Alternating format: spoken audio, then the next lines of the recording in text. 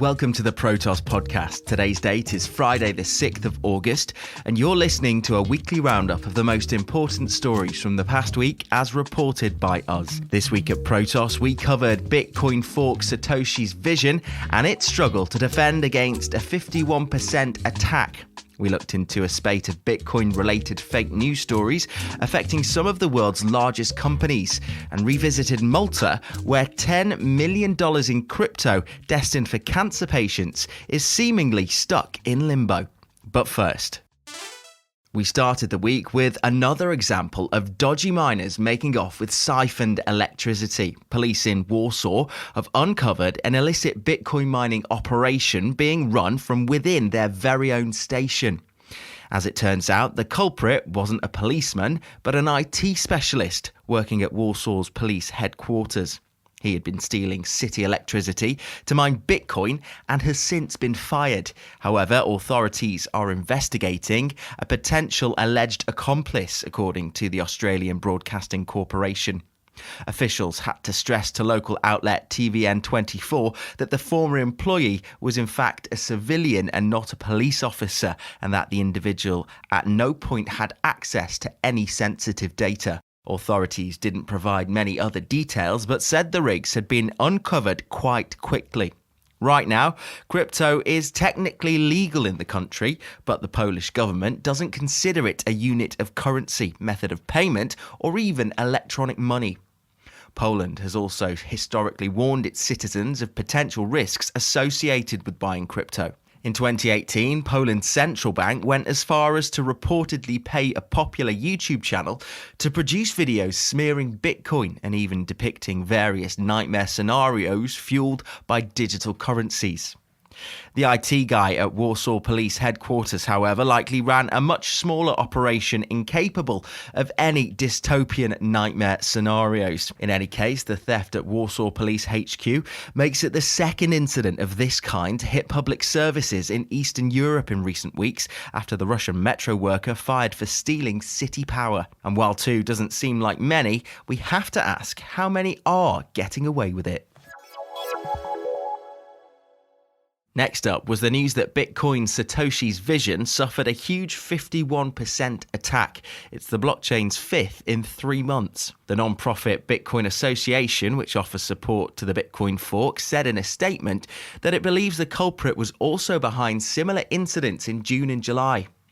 4 previous 51% attacks took place between June the 24th and July 9th, as recorded by the association, with each one being carried out by an entity using the pseudonym Zulu Pool. On Twitter, the group had advised Satoshi's vision node operators to run a command to invalidate fraudulent versions of the blockchain during consensus to prevent the attacker from double spending.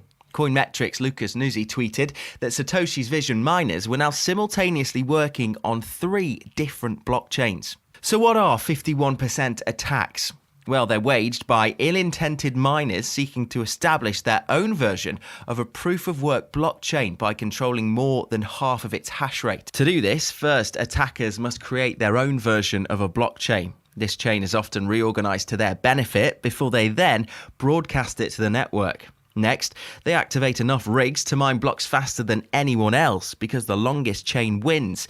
They then prevent new transactions and trick crypto platforms like exchanges into letting them spend crypto twice, which is known as double spending. Bitcoin, however, is the largest distributed blockchain network around, so 51% attackers are far less likely and require collusion at a vast scale. But smaller networks like Bitcoin Satoshi's vision are vulnerable since they don't need much computing power to dominate. For example, Bitcoin boasts a hash rate over 100 times more than Bitcoin Cash and an even bigger 160 times more than Bitcoin Satoshi's vision.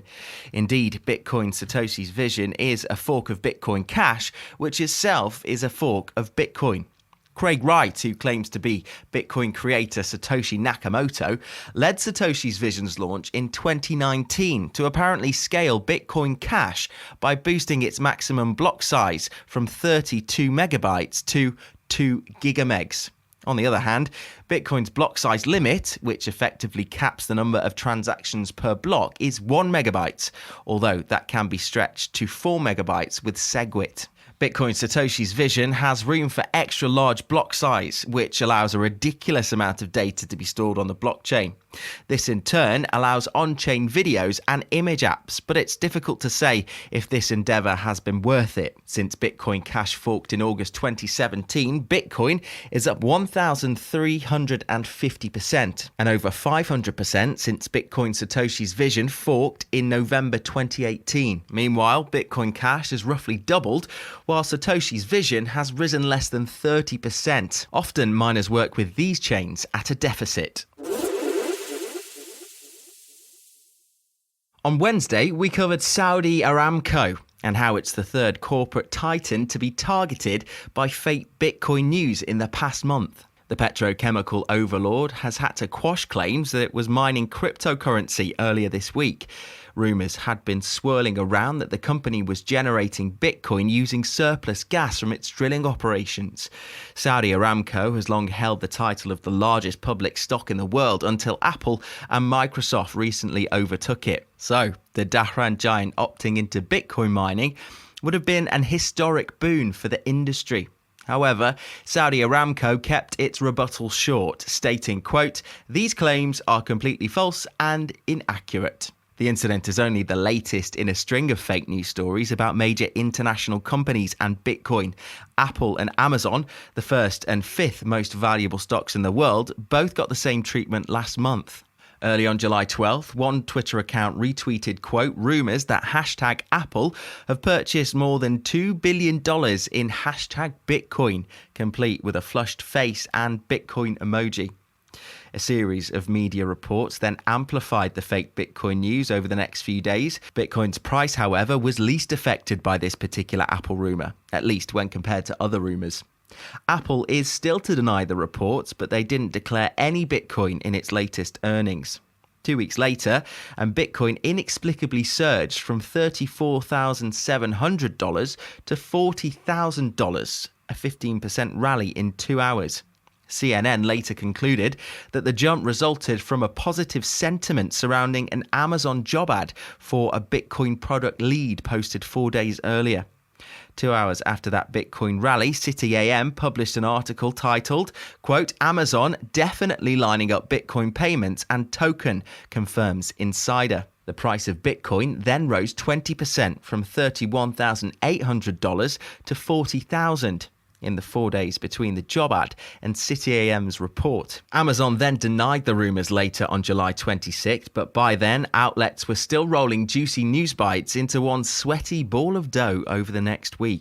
Bloomberg even ran a sponsored piece on July 30th titled "Amazon has 1.55 trillion reasons to start accepting crypto, each reason being $1 of the market cap of all cryptocurrencies." Bitcoin largely held on to its gains until the Aramco rumour started to circulate. This can be traced back to a podcast featuring Brazilian crypto entrepreneur Ray Nasser. Nasser claimed that he and his Bitcoin mining companies were working with Saudi Aramco to help make use of excess gas. This caused more than a few waves on Twitter, helped by articles from a number of smaller outlets. After all this hype, Saudi Aramco issued a press release 3 days later on August the 2nd to formally deny it was getting into Bitcoin mining. Bitcoin rose to 6% between the release of Nasser's podcast and Saudi Aramco's denial, from $40,000 to $42,500. BTC has since given up those gains. All things considered, the fake Bitcoin news about Amazon impacted markets the most, followed by Saudi Aramco and then Apple. Crypto exchange Binance's once cozy relationship with Malta is now disintegrating before our eyes, not over pesky regulations and licenses, but $10 million in cryptocurrency. Last week, we talked about how Malta's charity watchdog walked back legal threats to have Binance's charity arm kicked out of Malta altogether. Binance's charity had originally raised funds for terminal cancer patients in Malta back in November 2018. But the value of the digital assets raised, which is Binance's very own Binance coin, by the way, has multiplied 50 times since the campaign. The Binance Charity Foundation has since tried to dilute the funds via a US-based charity instead, citing a need to reduce the administrative costs of keeping identical entities in the US and Malta. Last month, reports showed that the Malta Community Chess Foundation, which is led by President George Vella, had filed an injunction to keep the Binance charity, which is currently headquartered in Malta, from moving the crypto to the US. Binance's charity states that its public position is that it can't confirm that the Malta Community Chess Foundation would utilize the crypto properly without seeing what are essentially medical receipts. It also wants to access patient information, medical bills, and crypto wallet addresses, according to Malta Today. For scale, the Binance charity says it's already dished out $15 million in donations since 2018, so distributing the cancer funds would nearly double Binance's overall charitable efforts almost instantly. Now, the Maltese Foundation isn't having it. While Binance holds the millions in Binance coin hostage, the Malta Community Chess Foundation shot back on Wednesday to assure patients it wouldn't hand over medical data to the stateless crypto exchange. It should be noted that other Binance-related companies established bases in Malta back in 2019.